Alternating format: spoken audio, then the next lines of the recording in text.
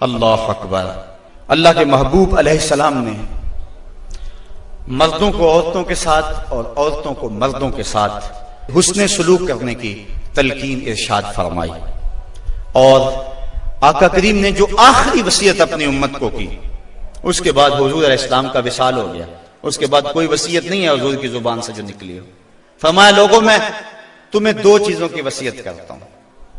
ایک الصلاۃ الصلاۃ، نماز نماز، یعنی نماز کو نہ چھوڑنا، اور دوسری وصیت یہ تھی کہ میں دو کمزوروں کے بارے میں تمہیں اللہ سے ڈراتا ہوں، ایک غلام اور دوسری تمہاری بیویاں، ان دو کمزوروں کے بارے تمہیں اللہ سے ڈراتا ہوں، ان پہ ظلم نہ کرنا، انہوں نے بھاگ تو جانا نہیں ہے، گھر سے نکل تو جانا نہیں ہے، تو ان پہ ظلم کرو گے تو یہ دکھی ہو جائیں گے۔ تو آقا کریم علیہ السلام نے فرمایا ان دو کمزوروں کے بارے میں تمہیں اللہ سے ڈراتا ہوں۔ بلکہ اس قدر حضور نے عورتوں کی نزاکت کا لحاظ رکھا، ایک سفر پہ تھے، ایک شخص اونٹوں کو ہانک رہا تھا، اس کا نام تھا انجشا، تو وہ جلدی جلدی اونٹوں کو نا ہانکنے کی کوشش کر رہا تھا تاکہ جلدی پہنچ جائے۔ تو آقا کریم نے فرمایا انجشا آہستہ آہستہ، فرمایا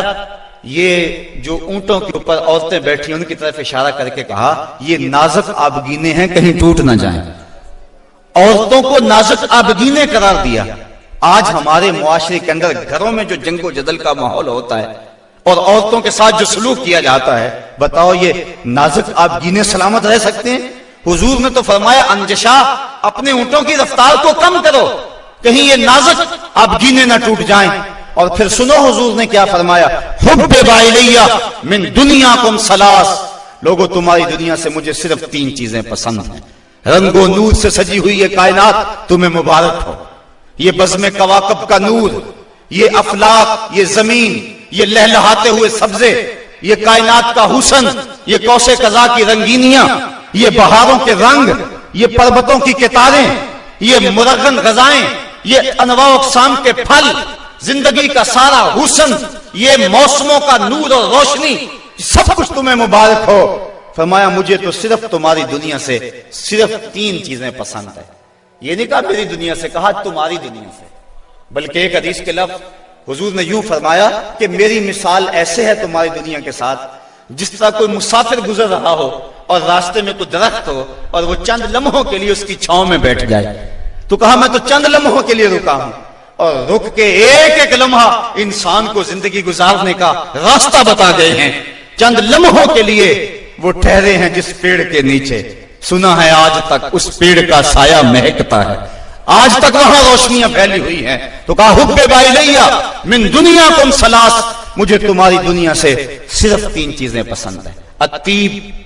والنساء وجعلت قرۃ عینی فی الصلاۃ، ایک خوشبو، دوسری منکوحہ عورتیں، اور تیسری میری آنکھوں کی ٹھنڈک نماز میں رکھی گئی ہے۔ تو صاحبو، میرے اور آپ کے آقا و مولا حضور نبی رحمت صلی اللہ علیہ وآلہ وسلم نے یہی ہمیں وصیتیں کی، عورتوں کے ساتھ اس نے سلوک کرنے کا، اور عورتوں کو حکم دیا کہ تم اپنے خامند کے ساتھ اس نے سلوک کرو، بلکہ فرمایا کہ اگر اللہ کے علاوہ کسی کو سجدہ جائز ہوتا تو میں بیوی کو حکم دیتا کہ وہ اپنے خامند کو سجدہ کیا کرے۔ عورت کو یہ بھی اذن نہیں ہے کہ وہ مرد کی اجازت کے بغیر گھر سے نکلے، اگر مرد پابند کرنا چاہے عورت کو ہمت نہیں ہے کہ نکلے، شریعت نے منع کیا، بلکہ حضور نے ارشاد فرمایا جب کوئی عورت مرد کی رضا اور اذن کے بغیر گھر سے باہر نکلتی ہے تو آسمانوں کے سارے فرشتے اس عورت پہ لعنتیں نازل کرتے ہیں، اور پھر جب وہ گزرتی ہے جن راہوں سے،